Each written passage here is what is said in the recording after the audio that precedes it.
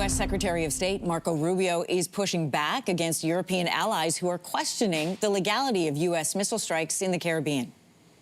I don't think that the European Union gets to determine what international law is. They certainly don't get to determine is how the United States defends its national security. I do find Rubio making those comments Wednesday during a G7 ministers meeting in Niagara-on-the-Lake. France's foreign minister says those strikes violate international law and raise concerns for French territories in the region.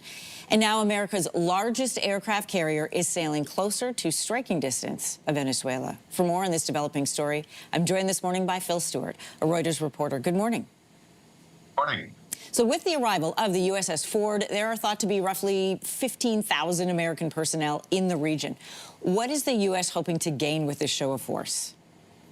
That's a really great question. I think a lot of folks like myself who are watching the U.S. military very closely are really unsure. You know, the official justification here is about the war on drugs, you know, kind of revisited in this new administration. But a lot of this seems very much aimed at Venezuela and its president, Nicolas Maduro.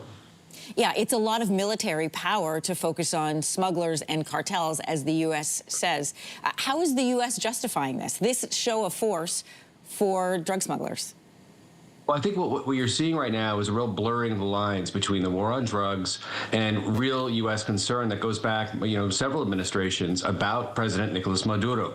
Now, the U.S. government has linked Maduro to drug trafficking, and the question is this campaign against drugs eventually going to escalate into something resembling regime change or military action, including strikes inside Venezuela, or something else? Getting back to Rubio's comments that he made yesterday here in Canada, that messaging seemed to be not as much for the European press as it is for the American public who might be listening for that answer. Is he breaking, or not him, is the U.S. breaking international law? That's a really good question. Right now, the United States says no. They're not breaking international law because just like with the war on terrorism, you know, these folks are declared terrorists, and therefore they're legitimate military targets. Now, a lot of people would disagree with that and say that, you know, there's no way you can compare an Al-Qaeda, you know, terrorist to, you know, a drug smuggler. And in the United States, drug smuggling is not a capital offense in anywhere. And so the question about the legality of the strikes is very much alive in Congress, where Democrats are saying these are illegal, and in the national community, where there's a lot of growing actually anxiety and concern about these strikes, especially given the lack of information that the public has about the identities of those who are being killed. Mm-hmm.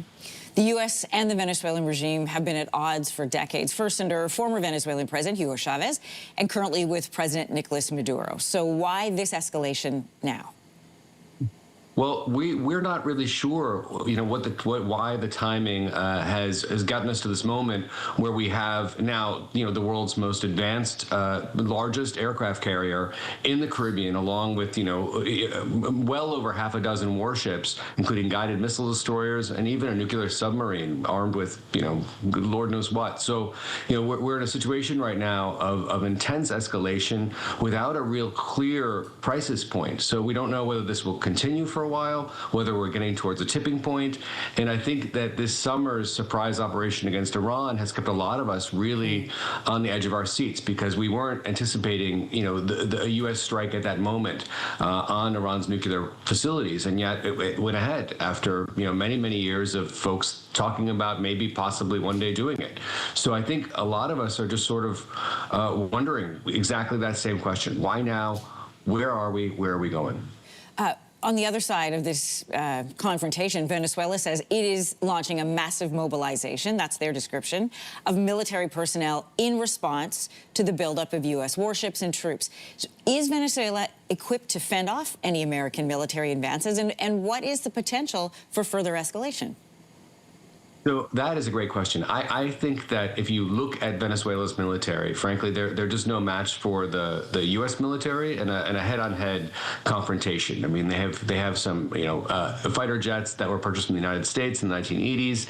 They have some, and they have some Chinese and Russian equipment. But really, they wouldn't really be a match. So what you're probably going to see if there were a U.S. confrontation directly with Venezuela is that that Venezuela would move toward a more guerrilla-style, response, which is what Reuters reporting this past week, my news agency has reported, which is that Venezuela is preparing for an unconventional response, because that's really the only choice they have.